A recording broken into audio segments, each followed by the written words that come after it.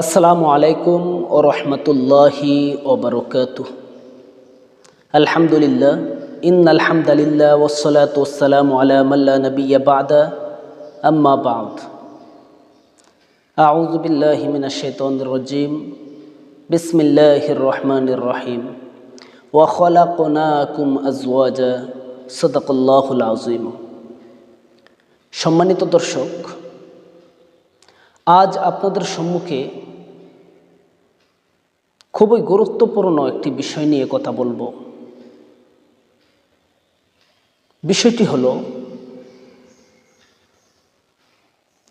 একজন স্ত্রী তার স্বামী ব্যতীত কিংবা একজন স্বামী তার স্ত্রীকে রেখে সুদূর প্রবাসে কিংবা তার কাছ থেকে দূরে সর্বোচ্চ কতদিন সহবাস ব্যতীত থাকতে পারে। আবার আপনাদেরকে এটাও জানানো হবে, একজন স্বামী তার স্ত্রী ব্যতীত, স্ত্রী স্বামী ব্যতীত কাদের সাথে যৌন মিলন চাহিদা করতে পারবে। আসুন আমরা জেনে নেই শুরুতেই যে একজন নারী তার স্বামীকে ছেড়ে সর্বোচ্চ কতদিন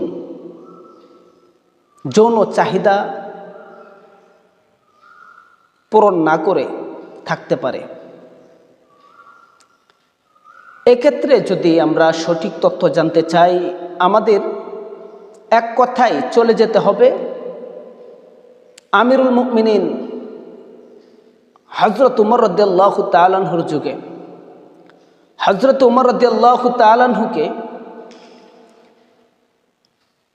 এক লোক প্রশ্ন করলো কিংবা ওনার দরবারে একটা নালিশ আসলো।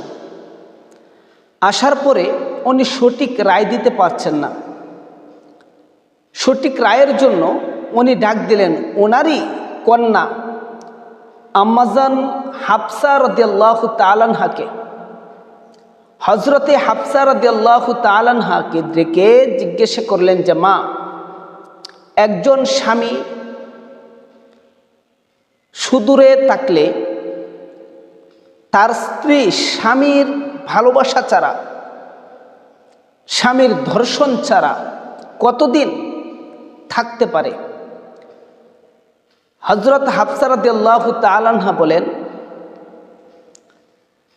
আম্মাজান,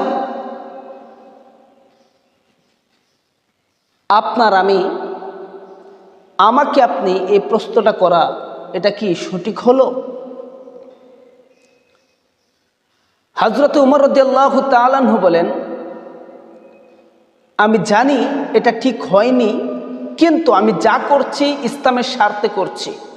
অর্থাৎ ইসলামের সঠিক রায় দিতে যে আমি তোমাকে এই প্রশ্নটা না করলে আমি সঠিক রায়টা দিতে পারতেছি না। তখন হযরতে হাফসা রাদিয়াল্লাহু তাআলা আনহা বলেন, আব্বাজান, একজন নারী, সুস্থ নারী, শারীরিকভাবে সম্পূর্ণরূপে সুস্থ একজন নারী তার স্বামীর দেখা সাক্ষাৎ ব্যতীত সর্বোচ্চ 4 মাস থাকতে পারে। এখান থেকে বোঝা যায় যে কোনো নারী 4 মাসের উপরে থাকা তার জন্য সম্ভবময় নয়। আসুন এবার 2 নম্বরে আমরা চলে যাই। একজন স্বামী তার স্ত্রীকে ছেড়ে, স্ত্রী তার স্বামীকে ছেড়ে কতদিন একাকিত্বে থাকতে পারে। এই বিষয়টা নিয়ে কিন্তু ইউটিউব খুললেই দেখবেন বিভিন্ন বক্তা বিভিন্নভাবে দলিল দিচ্ছে। আসলে স্থানকাল পাত্র অনুযায়ী যখন যেটা প্রয়োগ করা প্রয়োজন কিংবা যখন যেটা বৈধ থাকে তখন সেটাকে বৈধই বলা, পূর্বের ইতিহাস না টানা, তাহলে মানুষের ভিতরে একটা কৌতূহল সৃষ্টি হয় এবং কি যারা 2 নম্বরই কাজ করে বেড়ায় তারা আগের দলিলটাকে ভিত্তি করে তারা এই কাজগুলো করতে আরো সাহস পায়। এজন্য বর্তমান জামানায় কোনো স্বামী তার স্ত্রীকে ব্যতীত অন্য কারো সাথে সহবাসে জড়াতে পারবে না এবং কোনো স্ত্রী তার স্বামীকে ব্যতীত অন্য কারো সাথে সহবাসে জড়াতে পারবে না। এটাই হলো ইসলামের মূল থিওরি এখন বর্তমান সময়ের জন্য। আশা করি আপনারা বুঝতে পেরেছেন।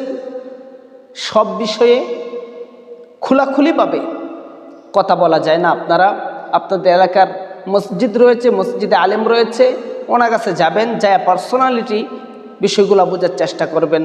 অনেক সময় আছে ইউটিউব চ্যানেলের প্রত্যেকটি ভিডিও ফুল ফ্যামিলি সহকারে দেখে। তো এই সমস্ত কথা বলতে গেলে হয়তো দেখা গেছে অনেক ইয়াং জেনারেশন ছেলে মেয়ে থাকে, তারা হয়তো দূরে সরে যায়, কিংবা তাদের হয়তো ভালো লাগে, তারা শুনে মা বাবার বাধ্য হয়ে দূরে সরে যেতে হয়। এমন সিচুয়েশান থাকে যে কেউ উঠতে পারে না, অথচ কথা টিভিতে হচ্ছে, কথা মোবাইলে হচ্ছে, কিন্তু সবাই লজ্জিত হচ্ছে। আশা করি আপনারা আলোর পথে টিভি চ্যানেলের মাধ্যমে সঠিক তথ্যটি পেয়েছেন। আসসালামু আলাইকুম ওয়া রাহমাতুল্লাহ।